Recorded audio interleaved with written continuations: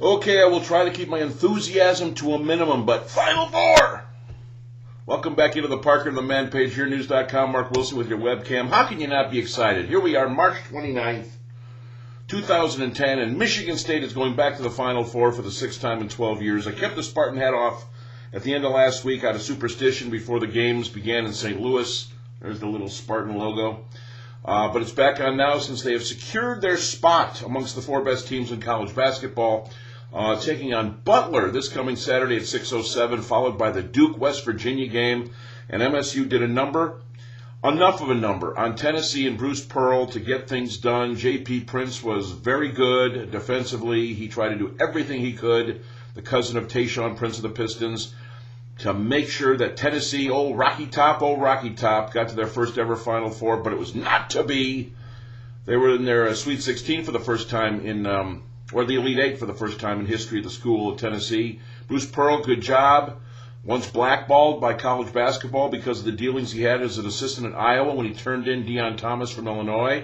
He was a hated guy for a while, could only find work at Southern Indiana, University of Wisconsin-Milwaukee, and look at him now, 5 years into the Tennessee thing, and he's got his team in places that the Volunteers have never been before, worlds they've never seen before. And they also hadn't seen a Michigan State team like that before. And even though they only lost by 1 point, remember this, without Kalen Lucas, Michigan State was a different team. So I give it up to the Volunteers, the team in orange, for getting there. It was almost like a home game in St. Louis. They had a ton of fans that drove in from Knoxville, whereas Michigan State had a pretty good crowd in from East Lansing, but not great. But there on the court when they were cutting down the nets was Magic Johnson, Joel Ferguson, the usual group of people, the usual peeps out of EL that were there for that and will be in Indianapolis as well this weekend. The irony, of course, is the last time Michigan State won a national title 10 years ago, that was also in Indianapolis, that time at the RCA Dome when I was on the floor for that, and hope to be on the floor again. At this time it'll be at Lucas Oil Stadium, which is just 5 miles from the Butler campus. So Butler could actually walk to the arena for the game on Saturday. That's fine. You know, Michigan State had a little home deal, a little home party, at Ford Field last season. So here they are back-to-back. Six-time Prismo, as I said. The numbers are off the charts. 35-11 as a coach in the NCAA tournament. He is 6-1 in regional finals and 16-3, which is the amazing stat to me, in second-day tournament games. His old line about, you get me through game 1, I'll get you through game 2, seems to ring true all the time. There was a nice reception at Breslin last night when the team returned from St. Louis, from the Arch, and about 10,000 people showed up at Breslin to go cheer him on. And Izzo had some good words to say, of course, and they brought the regional trophy and the Midwest Regional Trophy. So, it was all good. It was fun stuff, and it's the kind of thing that makes Michigan seethe, because they see this. And I have a comparison, because I wrote in my tweets and feed section about Iowa hiring Fran McCaffery as their new head coach out of Siena.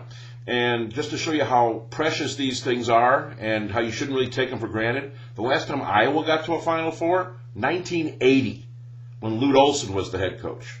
A long time ago.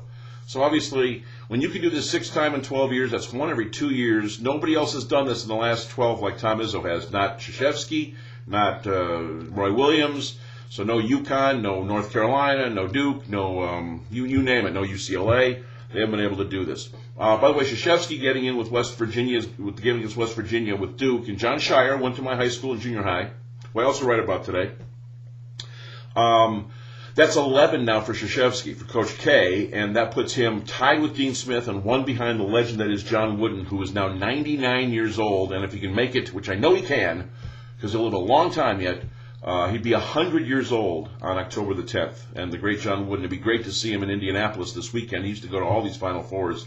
Obviously can't travel like he used to being 99, but amazing. I mean, 99. I can't even comprehend 99. So that's all there. So read about that. Read about the ESPN Game Day guys. Reese Davis, Hubert Davis, former Piston there. Reese Davis, former Channel 12 anchor, was at ESPN. And Digger Phelps, who just glowed about Tom Izzo. It was a Tom Izzo love fest Sunday night on ESPN as I taped that and watched that. They're even talking about driving to East Lansing and replacing the Sparty statue with a Tom Izzo statue.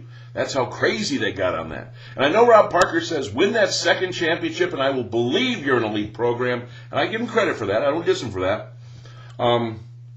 But I think you got to put Michigan State now in that category. I mean, 6 Final Fours in 12 years. And with a team that, come on, let's face it, when they had the losing streak in the Big Ten season, when they lost to Minnesota first game of the Big Ten tournament, you did not think they would be 40 minutes away from the national championship game. You didn't think so. So put that in your pipe and smoke it. So it's MSU Butler, Duke West Virginia. Bob Huggins going to his second Final Four. He went all the way back in '92 with Cincinnati, the year Duke beat Michigan in the Fab Five, Chris Webber and company. And that's all there in the piece today. Also, Michigan hockey came this close to making it to the Frozen Four, downtown Detroit at Ford Field. Lost to Miami in double overtime. You can read about that. The rainouts in the Southeast that caused havoc with NASCAR, IndyCar, spring training baseball. The Tigers luckily had their game with the Yankees canceled in Tampa because they were already down 7-0 in the third inning. And Gene Simmons' Family Jewels, there's a little bit about that because for you Kiss fans, there's finally some Kiss business done on that television show. 5 years it took him to get Paul Stanley on, and Gene finally did that for his 60th birthday. I still think it's one of the best shows on TV. Sue me. All right, so there you go. Real about Michigan State's win over Tennessee, the trip to the Final Four, and all the trappings that go with it. Right here in the Parker and the Man page at yournews.com. Spartan Hat stays on all week, people. Final Four, Indianapolis, starting Saturday, Monday night, championship game.